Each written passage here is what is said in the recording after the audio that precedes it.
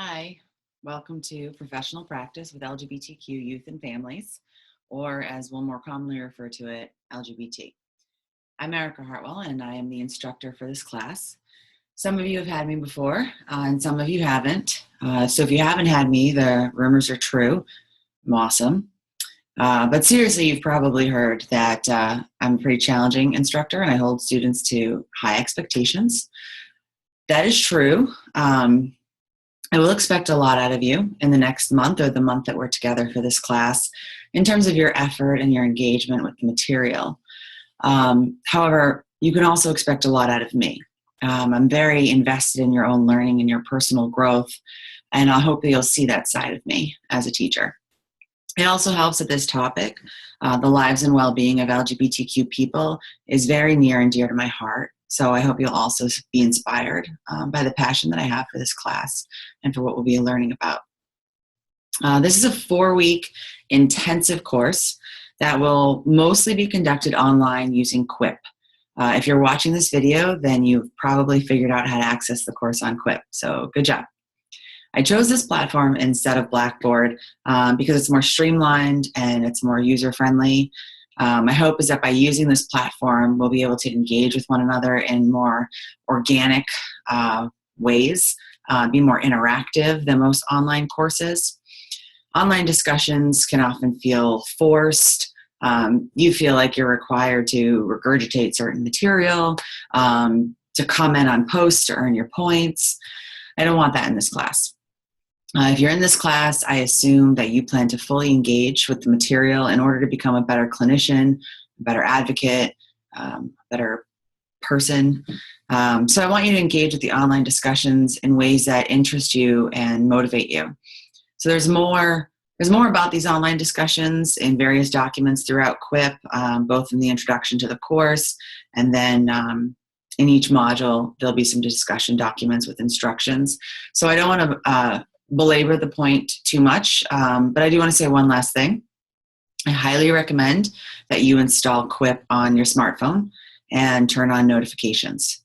I'm doing the same thing. This will make it much easier for you to engage in course discussions in a more frequent, active, organic way. Simply logging in once a week and posting a couple times is not going to give you the full course experience, and it's not going to get you an A. If you haven't already, check out the introduction to the course document on Quip. There you will find a link to the syllabus. The syllabus outlines the learning outcomes for this course, but I also want to mention them here as they truly guide everything that I do in this course and everything that I hope you get out of it. So at the end of this course, you should have achieved 3 primary learning goals. One, you should have an introductory knowledge of past and present issues affecting LGBTQ communities, including past and present oppression, liberation, as well as the complexities of identity development and coming out. You should also have a better understanding of your own biases, privileges, worldviews as a whole, but particularly as they pertain to LGBTQ people and identities. Some of you may identify as LGBTQ. That does not make us immune to having bias or to having privilege.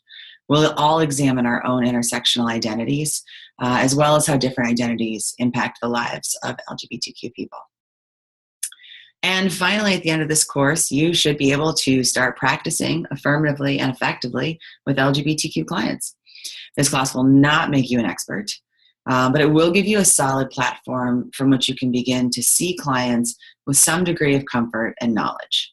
However, each of you should continue to seek additional training through workshops, readings, supervision, etc. So now that you've watched this video, not that it's over, I like to talk. Feel free to continue with the other tasks in Module 1. The modules are associated with particular dates. For example, Module 1 is just July 10th and July 11th. But you can begin much of the work in each module before the module is slated to begin. The dates are really parameters for our online discussions. You can complete readings and videos and things before the module begins, but the dates are really when we should be having the online discussions about the material in that module. This should help each discussion moving along at a good pace since we'll all be talking about the same things at the same time.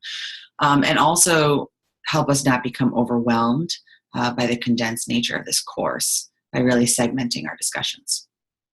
So one last thing.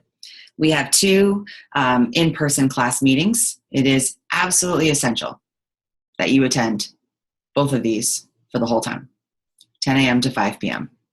They will be in Canisius 100. Those days will be jam-packed with activities, discussions, role plays that will help you apply the material to yourselves and to your clinical work. It will also be a chance for us to get to know one another further as a group. Come to these class days prepared to ask questions, take risks, learn a lot, and have fun, and also bring lunch. If you have any questions about the course, please use the chat room that I created on Quip on our main page in the course folder. This way, all students can benefit from your question and my response and any ensuing discussion. But if you have more individual questions, then go ahead and shoot me an email. I'll see you online.